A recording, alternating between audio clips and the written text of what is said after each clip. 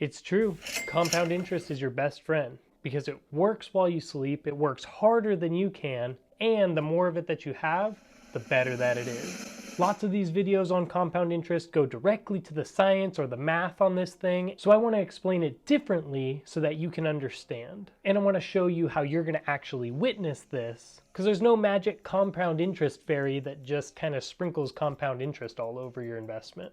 Now, also in this video, I'm going to show you what to look for and how to pick the correct ETF to take the most advantage of this compound interest, because honestly, that could be the difference between hundreds of thousands and even millions of dollars. So stick around to the end to watch. So before we get too far, we do need to understand the difference between regular interest and compound interest. So if you have $1,000 and you're getting 10% of regular interest, after year one, you'd have $1,100. After year two, you'd have $1,200. After year three, you'd have $1,300.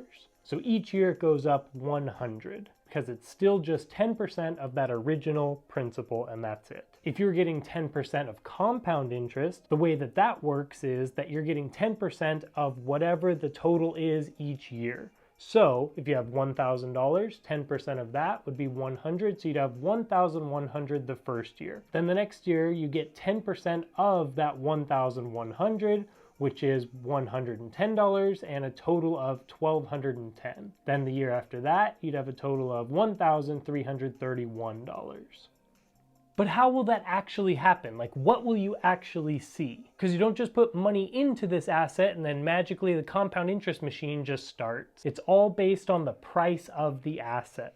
So what actually happens is you buy one stock of whatever it is that you're looking at. So you could buy one stock of Apple, or you could buy one stock of Microsoft. For this example here, we're going to use the S&P 500 and particularly VOO, V-O-O, because that's my favorite index fund ETF and why I'm retiring specifically with just this ETF. So after you learn all about compound interest in this video, go ahead and go to the link down below in my description to watch that video, because I promise that's going to be worth it. So let's look at an actual example of what has actually happened with VOO in the last 5 years. In May of 2017, it was $219.41. In 1 year, May 2018, it was $244.41. That's a difference of 11.4%, which means that you gained interest of 11.4% on your original investment. A year later, in May 2019, VOO was $259. In 1 year, from 2018 to 2019, it went up 6.2%. But from your original investment, it went up 18.2%. Now looking at it today, VOO is at $370.56. That's up 69% from your original investment 5 years ago. So the way to calculate that average compound interest percentage per year for the last 5 years is to take that total, 69%, divide it by 5 because it's been 5 years, and that comes out to almost 14%, 13.8%.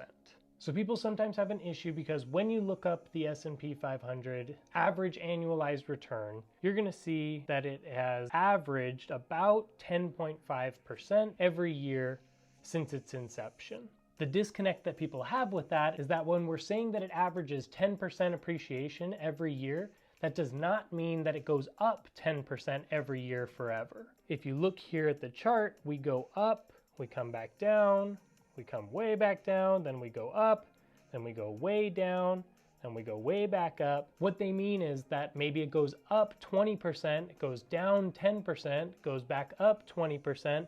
There's still an average appreciation. Even though it took it down some points, it came back up. And so on average, over the long term, it's going up. So now, just like I was talking about with the average appreciation, and now to show you that calculation with the example that we just went through with VOO over the last 5 years. Remember that it was a total of 69% over 5 years. So here's the math behind that. Now, as you remember from our actual example, it didn't go up perfectly by 13.8% each year, but on average, that's how much we made each year for 5 years. So now that we understand what compound interest is, let's see how exciting it actually can be, and let's make sure that you're picking the right ETFs, the right stocks that will get you the best amount of compound interest so that you can make the most amount of money. So let's say that you have $500 that you can invest every month. something like 7% interest that you can gain every year. So let's say you have 35 years until you're going to retire, and let's see what happens. You'll have $906,280. That's a great amount. Now let's see what happens if you have that same amount of $500 each month, but we put it into the S&P 500, which had 10.5%. Look at the difference there. $2,180,000. That's over $1 million extra just from 3% difference of compound interest each year. That's huge.